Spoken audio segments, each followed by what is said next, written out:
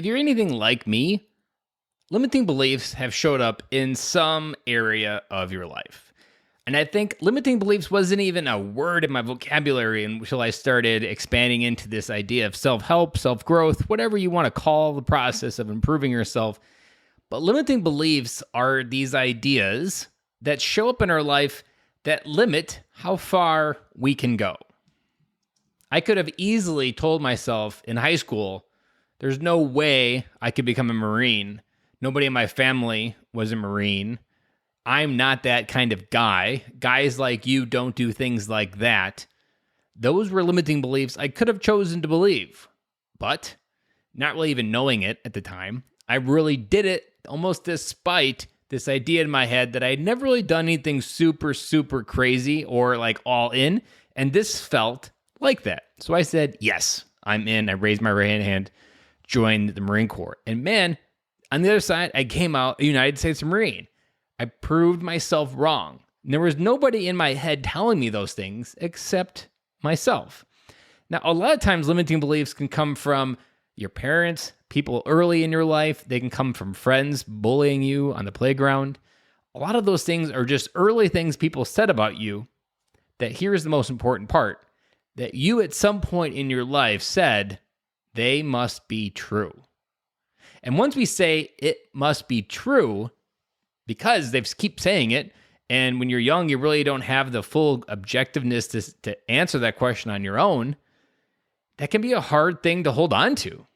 But these limiting beliefs can hold us back from everything from making $1 million to being a real estate investor, from being a CEO. The part that I am still working through, but I am already so deep into this idea of limiting beliefs, every day I'm cutting new layers into this onion, is this idea that the only thing that stops you from the craziest idea you've ever had of who you want to become, that like, if I could snap my fingers, what type of place would you want to be transported to? And where you are today is the belief of whether you think you could do it.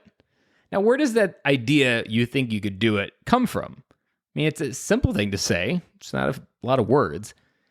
But again, it's those limiting beliefs based on your prior experience in life and what you were capable later. So all of these things of how our life unfolds every day is either opening up doors or closing them. And maybe you had a door close on you early in life, and you later in life were just too afraid to check to see if it was still closed or even locked. These idea of limiting beliefs hold us back from being a dad. There are a lot of dads out there that believe that they're no greater than their dad, that there's no capacity to be different than the model that he was given from his father. Now, there's another dad out there that says, I didn't have the best relationship with my dad. I'm going to create that. They do the opposite. Sometimes that can go too far, but nevertheless, they understand that who they want to become, not based on where they were and what they grew up with, but where they want to go.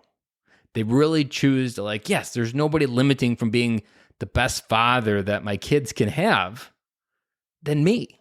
Like, the irony in this podcast and really all of fatherhood is the only thing that prevents you from being the best dad that you want is what you choose to believe is true. Do you believe that you have to do 80 hours a week in order to provide for your family?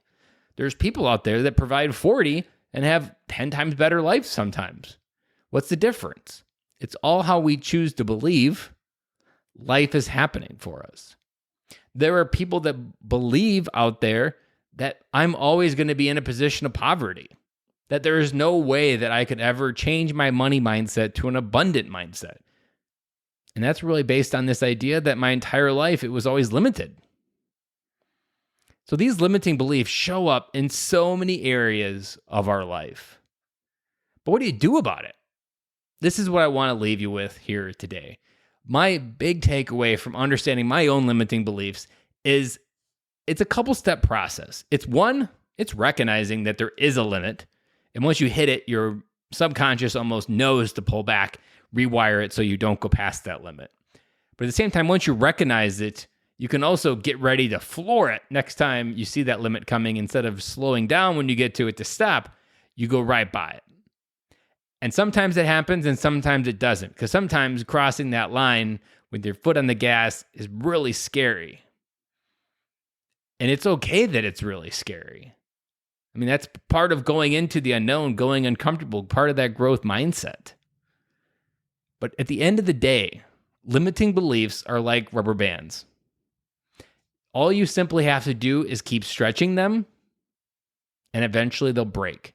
Eventually, the ability for this rubber band to have any purpose in life to constrict and to hold something together and limit its ability is eventually taken away every time it's stretched. You can think of a rubber band that's maybe been around for 10 years, and that rubber band's continuing to be stretched. There's not going to be much elasticity in that rubber band. That's a limiting belief, and that's what I want you to remember, that wherever these limiting beliefs are showing up, whether it be in the case of fatherhood, whether it be case of your career, whatever category of life that your limiting belief is showing up in, how can you stretch it, even just a little bit? And the more you stretch it, the less control it has over you, and the more ability for you to redefine where your limits are. And the part that you really start to realize is life has no limits, only the ones that I choose to believe. And I'll be back again with you tomorrow.